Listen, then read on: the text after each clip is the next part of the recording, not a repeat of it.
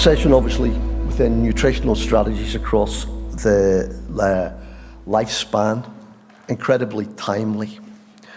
You know, we're in a situation where the global population is increasing. The global population that is over 60 years old is increasing. Yet our years of good health or health span has not matched the increase we can get in lifespan. And consequently, we're facing a tsunami of age-related diseases. And we really need to intervene now because, you know, for the future, this brings up a lot of problems, especially in areas of the world that can least afford to cope with them. And food has great provenance in enabling improvements in health. And we need to enhance our physiological resilience, not just in the face of a growing population demographic, but also in the face of a changing planet where we have a climate crisis, among other things. And the impact of that will not only be felt in our generation, but it will be felt in subsequent generations through the transmission of intergenerational and transgenerational epigenetic effects. Now, those of you who work, you know, in the areas of food and nutrition know well the benefits, you know, that has for our health.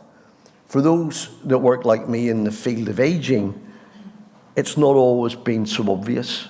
And what we have discovered in the past 20 or so years is that aging is malleable.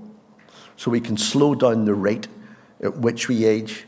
And indeed, at a cellular level, you can even reverse aspects of aging. However, to do that at the level of a whole organism still remains science fiction, even though it is a long-term goal of many. So this technological improvement, coupled with a lot of the economics around this area, have led to a lot of overpromise and overhype in what can be achieved practically. And that's confounded and compounded by the fact that a lot of research on aging is very siloed. And therefore, we need to be able to get people out of their silos and away from a standard pharmacological model to going back to what we know works. And therefore, cross-disciplinary studies are really needed. And it's one of the pleasures of coming to a meeting like this today. So today's session will hopefully educate you a little more about this and try and put some proper context into where aging and nutrition meets. And we have a number of expert talks. So first of all, you're going to have me tell you about aging and how we can actually measure it. And then that will be followed by talks from two significant experts, Patrick Stover and Peter Stemwinkel, who will tell us really about how we can, you know, intervene using food for health in the general population and in medical cohorts and enhance physiological resilience and improve our health. You will see in your briefing packs, if I can get the laser working, we're also going to be joined by Lisette de Groot and Andre Moret. Everyone's short bios are there, but I'll tell you a little about them because following me will be Patrick Stover.